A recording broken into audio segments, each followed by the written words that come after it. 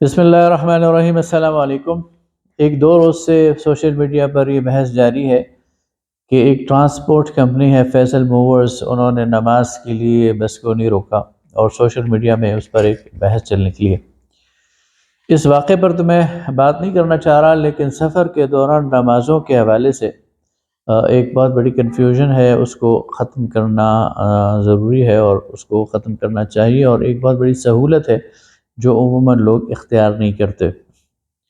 سب سے پہلی بات تو یہ ہے کہ سفر میں نبی کریم صلی اللہ علیہ وسلم نے مستقلاً نماز کو قصر کر کے پڑھا ہے، یعنی جو 4 رکعت والی نمازیں ہیں، ظہر، عصر اور عشاء، ان کو نبی صلی اللہ علیہ وسلم نے 2 رکعت کر کے پڑھا ہے۔ اس کے ساتھ ساتھ جو اضافی سنتیں ہیں، سنت مؤکدہ ہیں، چاہے سفر میں نبی کریم صلی اللہ علیہ وسلم نے اور صحابہ کرام رضوان اللہ تعالی علیہم اجمعین نے ان کو چھوڑا ہے۔ لہذا سفر میں یہ بہت آسان ہو جاتا ہے کہ آپ کو ظہر کی بھی 2 رکعت پڑھنی ہے، عصر کی بھی 2 رکعت پڑھنی ہے، عشاء کی بھی 2 رکعت پڑھنی ہے، البتہ مغرب کی آپ کو 3 رکعت پڑھنی ہے۔ دوسری سہولت جو نبی کریم صلی اللہ علیہ وسلم نے سفر کے دوران اختیار کی ہے اور جو امت کے لیے بہت بڑی رحمت ہے، وہ نبی کریم صلی اللہ علیہ وسلم کا 2 نمازوں کو جمع کرنا ہے۔ میں صرف حدیث کی صرف ایک کتاب ہے مسلم شریف، اس کی آپ کو مثال دیتا ہوں کہ صحیح مسلم میں جہاں قصر نمازوں کا باب ہے، اس میں جو احادیث ہیں تو احادیث کا جو نمبر ہے 1621 سے لے کر 1637 تک، یعنی 1621 سے لے کر 1637 تک 17 روایات ایسی ہیں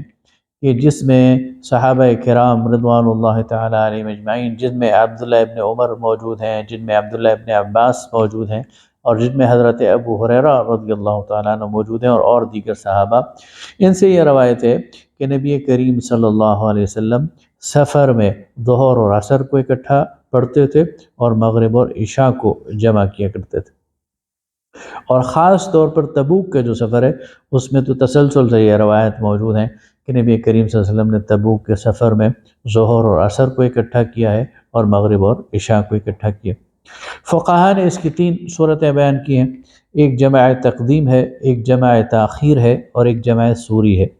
جمع تقدیم یہ ہے کہ ظہر کے وقت میں پہلے ظہر کی نماز پڑھی جائے اور پھر عصر کی نماز پڑھی جائے، اور اس کی مثال نبی کریم صلی اللہ علیہ وسلم کا حجۃ الوداع کے موقع پر عرفات کے میدان میں ظہر کے وقت میں ظہر پڑھنا ہے اور پھر اس کے فوراً بعد عصر کی نماز پڑھنا ہے، اور یہ دونوں آپ نے قصر پڑھی تھی، یعنی 2 رکعت۔ فقہاء نے دوسری اس کی صورت بیان کی ہے جمع تاخیر کی۔ اس کی صورت یہ ہے کہ ظہر کو مؤخر کیا جائے اور عصر کے ٹائم میں پہلے ظہر کو پڑھا جائے اور پھر عصر کو پڑھا جائے، اور مغرب کو مؤخر کیا جائے اور عشاء کے ٹائم میں پہلے مغرب کو پڑھا جائے اور پھر عشاء کو پڑھا جائے۔ اور اس میں جو نبی کریم صلی اللہ علیہ وسلم کی عملی مثال ہے، وہ اسی عرفہ کے دن آپ نے عرفات کے میدان میں مغرب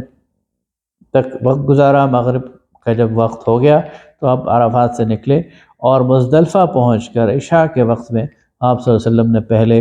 یعنی مؤخر کر کے مغرب کو پہلے مغرب ادا کی اور پھر عشاء کی نماز پڑھی۔ اور اسی طرح جو روایات باقی آتی ہیں ان میں بھی جمع تاخیر کی مثال ہمیں ملتی ہے۔ ایک تیسری صورت جمع سوری کی ہے، وہ فقہاء نے یہ بتائی ہے کہ ایک آدمی گھر سے نکلے تو ظہر کی نماز مؤخر کرے یہاں تک کہ ظہر کے وقت کے بالکل آخر میں ظہر کی نماز پڑھ لے، اور پھر اس کے بعد جب عصر کا وقت شروع ہو جائے تو عصر کی نماز پڑھ لے، یعنی ابتدائی وقت میں عصر کے۔ تو یہ نمازیں اپنے اپنے وقت میں ہوگی، یعنی ظہر کی نماز ظہر کے ٹائم میں ہوگی اور عصر کی نماز عصر کے ٹائم میں ہوگی، لیکن عملاً یہ مل جائیں گی اور اسے جمع سوری کہتے ہیں۔ لیکن اس کی مثال کو ہمیں سیرت سے یعنی سنت سے کم از کم میری ایک طالب علمانہ نظر سے نہیں گزری، اور یہ ایک تکلف لگتا ہے جو فقہاء نے کیا ہے۔ تو اصل میں جمع تقدیم ہے یا جمع تاخیر ہے کہ آپ ظہر کے وقت میں ظہر اور عصر پڑھ لیں اور مغرب کے وقت میں مغرب اور عشاء پڑھ لیں، یا عصر کے وقت میں پہلے ظہر اور پھر عصر پڑھ لیں اور عشاء کے وقت میں پہلے مغرب اور پھر عشاء پڑھ لیں۔ یہ ایک ایسی بڑی سہولت ہے جو نبی کریم صلی اللہ علیہ وسلم نے مستقل اختیار کی، اور اس کو اختیار کرنا یہ کرنا چاہیے، اور یہ ایک لحاظ سے اللہ تعالیٰ کی عطا کردہ سہولت ہے، اور نبی کریم صلی اللہ علیہ وسلم کا ایک نظر کرم ہے اپنے امت پر، اور اسے استفادہ کرنا چاہیے اور ناشکری نہیں کرنی چاہیے۔ اس کے ساتھ ساتھ نمازوں کے حوالے سے یہ بھی ایک اہم بات ہے کہ ہم ظاہر پاکستان میں رہتے ہیں اور پاکستان ایک اسلامی ملک ہے،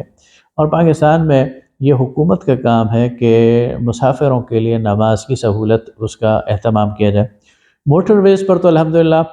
کم و بیش ایک اچھے معیار کی طہارت خانے، وضو، نماز کا ایک انتظام موجود ہوتا ہے، لیکن جی ٹی روڈ پر اگر ہم لاہور سے پنڈی اور پنڈی سے لاہور جائیں تو ایسا انتظام نہیں نظر آتا، اور اگر آپ سفر کر رہے ہوں تو آپ کو بہت مشکل درپیش ہوتی ہے۔ جی ٹی روڈ پر اس کا انتظام ہونا چاہیے کہ ہر 40-50 کلومیٹر کے فاصلے پر ایسی جگہیں موجود ہوں، مساجد موجود ہوں، وہاں وضو خانے، طہارت خانے موجود ہوں، اور وہاں ضرورت کی دوسری چیزیں بھی موجود ہوں جہاں مسافر نماز پڑھ سکیں اور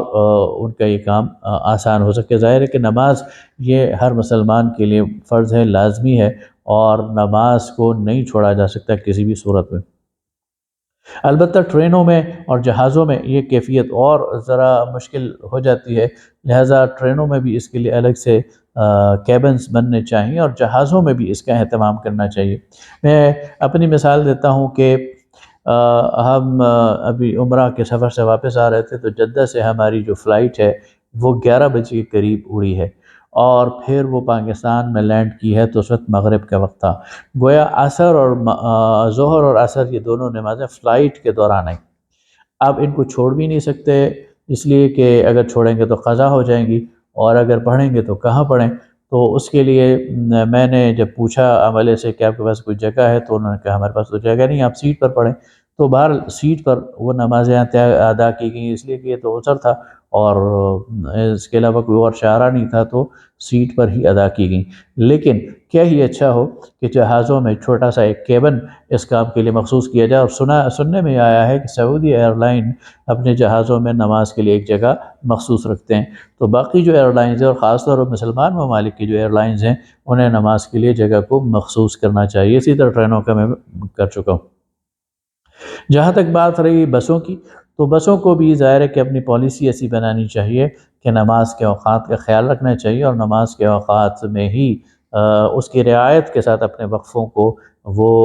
ارینج کرنا چاہیے۔ جو مختصر یعنی 3-4-5 گھنٹے کے سفر ہیں ان میں تو ظاہر ہے ایک ہی وقفہ کیا جائے گا، تو اس میں تو مسافروں کو دونوں نمازیں جمع کرنی نہیں چاہیے۔ لیکن جو بڑے سفر ہیں، مثلا کراچی سے لاہور یا کراچی سے اسلام آباد، تو یہ ظاہر ہے 17-18 گھنٹے کا سفر ہوتا ہے، تو اس میں تو کئی نمازیں آتی ہیں، تو اس میں پھر انہیں مینیج کرنا چاہیے کہ نمازوں کے اوقات کے ساتھ ہی ان کے وقفے ہوں، تاکہ مسافروں کو، سواریوں کو کوئی دشواری نہ اٹھانی پڑے۔ سمجھنے کی بات یہ ہے کہ نماز مسلمان کی زندگی کا ایک جزو لا ینفک ہے۔ ایک مسلمان بغیر نماز کے نہیں رہ سکتا، اسے نماز کے بغیر نہیں رہنا چاہیے، اور نماز کے لیے سہولت فراہم کرنا یہ اداروں کی بھی ذمہ داری ہے، یہ حکومت کی بھی ذمہ داری ہے، اور یہ ہمارا ایک اجتماعی کانشیس بھی ہے۔ اچھا، کچھ لوگ نماز نہیں پڑھتے، وہ ان کا انفرادی فعل ہے، لیکن انہیں بھی نماز کو فیسیلیٹیٹ کرنا چاہیے۔ ہم انہیں دعوت دیتے ہیں کہ وہ بھی نماز پڑھیں، لیکن کم از کم نماز میں رکاوٹ انہیں نہیں بننا چاہیے، اور اس کے لیے اگر کوئی تھوڑی 5-10 منٹ کی دیر سویر ہو جاتی ہے تو اسے برداشت کرنا چاہیے، لیکن نماز کے اس کلچر کو پروموٹ کرنا چاہیے۔ بہت شکریہ۔